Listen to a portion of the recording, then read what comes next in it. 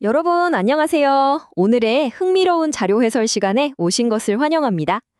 오늘 우리가 여러 문헌과 자료들을 종합해서 파헤쳐볼 핵심 키워드는 바로 패러다임의 대전환입니다.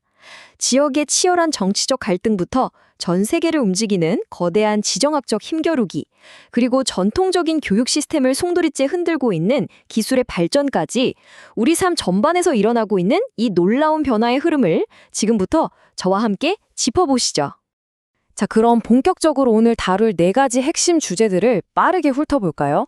첫 번째는 한국의 선거 욕학, 두 번째는 미중 정상회담, 세 번째는 MBA의 쇠퇴, 그리고 마지막으로 보건교육에 도입된 AI 현상입니다.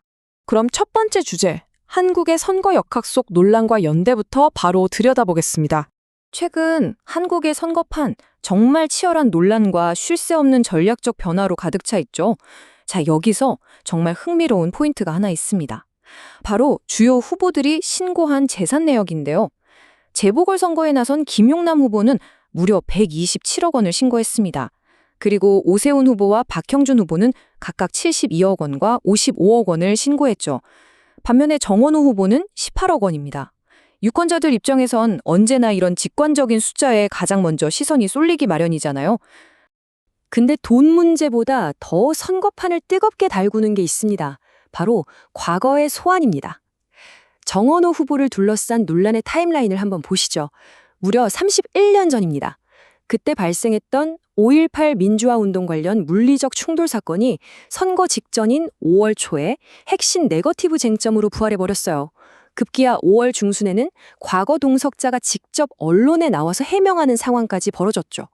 수십 년 전의 과거가 현재의 선거에 얼마나 엄청난 파급력을 갖는지 보여주는 아주 단적인 사례입니다.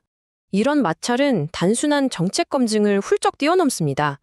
이제는 후보의 지극히 개인적인 외모 영역까지 아주 무차별적으로 공격하고 있거든요.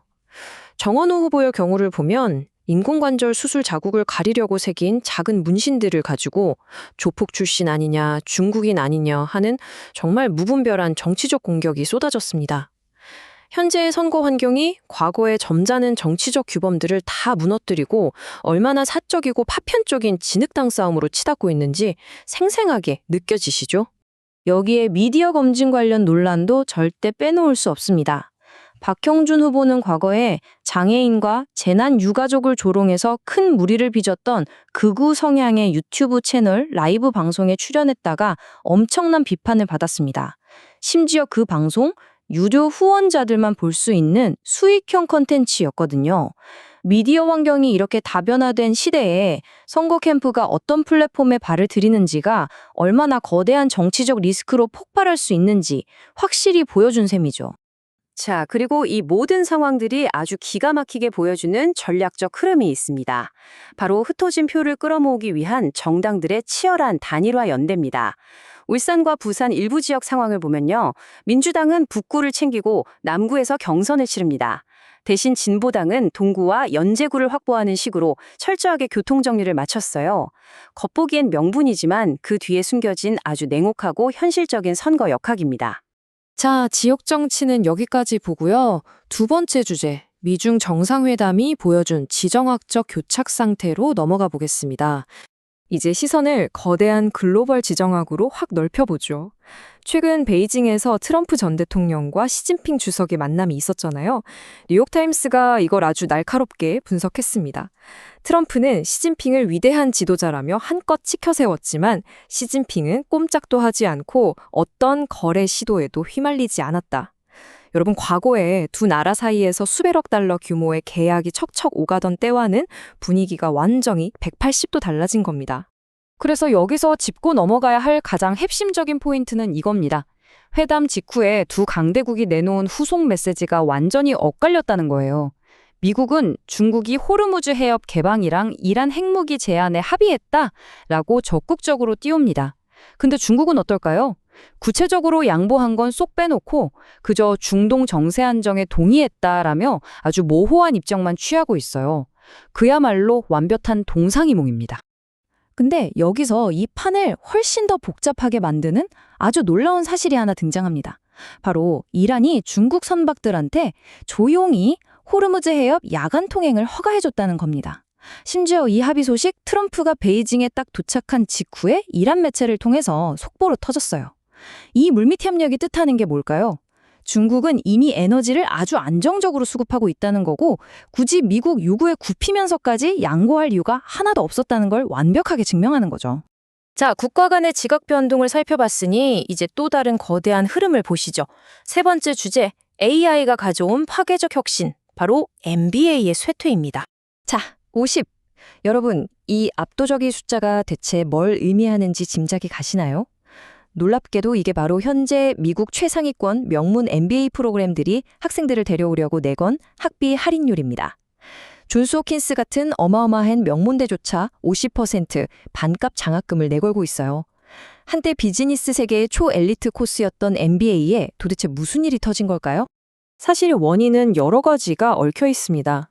취업 시장은 꽁꽁 얼어붙어서 투자 대비 수익률은 불투명한데 학비랑 생활비는 수억 원씩 깨지죠.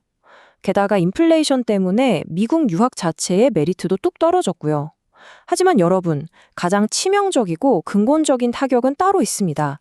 바로 인공지능이 중간 관리자들의 기술과 업무를 무서운 속도로 싹 다 대체해버리고 있다는 사실입니다. 좀 더 구체적으로 파고 들어볼까요? 요새 제미나이나 챗 GPT 같은 고도화된 AI 플랫폼들 많이들 쓰시죠. 얘네들이 지금 전략, 재무 분석, 마케팅 기획 같은 MBA 핵심 커리큘럼의 무려 95%를 거뜬히 수행해냅니다. 엄청난 돈을 쏟아붓고 2년 내내 머리 싸매며 배워야 했던 화이트 칼라 업무를 이제는 AI가 단 몇 초 만에 뚝딱 처리해버린다는 거예요. 파괴적인 혁신 기술이 어떻게 기존의 그 권위 있던 시스템들을 한순간에 낡은 것으로 만들어버리는지 정말 단적으로 보여주는 현상입니다. 그렇다면 여기서 우리는 아주 자연스럽게 이런 질문을 던져볼 수밖에 없습니다. 인공지능이 이렇게 전통적인 엘리트 비즈니스 교육을 무용지물로 만들고 있다면 과연 그 AI는 지금 또 다른 어떤 빈 공간으로 스며들어서 전혀 새로운 교육자 역할을 하고 있을까요? 이 흥미로운 질문에 대한 해답, 마지막 네 번째 주제인 보건교육 속 AI 챗봇의 부상에서 확인해 보겠습니다. 잘 나가던 비즈니스 학위를 위협하던 AI가 최신 학술 연구를 통해 뜻밖의 현장에서 재조명받고 있습니다. 본격적인 이야기에 앞서 먼저 SRHR이라는 개념을 확실히 짚고 넘어가죠. 이건 성 및 생식 건강과 권리를 뜻하는 단어입니다. 인간의 섹슈얼리티, 생식 관련 교육은 물론이고 인권까지 아우르는 정말 중요한 분야죠. 꼭 필요하지만 막상 누군가에게 대놓고 묻고 배우기는 참 껄끄럽고 어려웠던 영역이잖아요. 그런데 인코시 보타와 프란시스카 오누칸 씨 같은 학자들의 최근 연구를 보면 정말 놀랍게도 바로 이토록 민감한 SRHR 분야에서 AI 챗봇이 최전선 교육자로 맹활약하고 있다고 합니다. 사람한테 차마 입 밖으로 꺼내기 힘든 질문들을 AI가 아주 편안하게 상담해주고 교육해주는 거죠. 물론 아직 정보의 정확성이나 누구나 쉽게 접근할 수 있느냐 하는 한계점은 있습니다. 당연히 개인정보 보호나 데이터 편향성 같은 윤리적인 문제들도 아주 매섭게 감시하고 살펴봐야 하고요. 자, 이게 우리에게 던지는 메시지는 아주 명확합니다. 패러다임이 완전히 전환되었다는 거죠. 인공지능은 이제 단순히 고연봉의 기업 엘리트들을 밀어내는 일자리의 위협자나 파괴자에 머물지 않습니다. 오히려 그동안 사회의 사각지대에 놓여있던 필수적인 인권 교육과 보건 지식을 사람들에게 직접 퍼뜨려주는 아주 능동적이고 새로운 교육자로 진화해 나가고 있는 겁니다.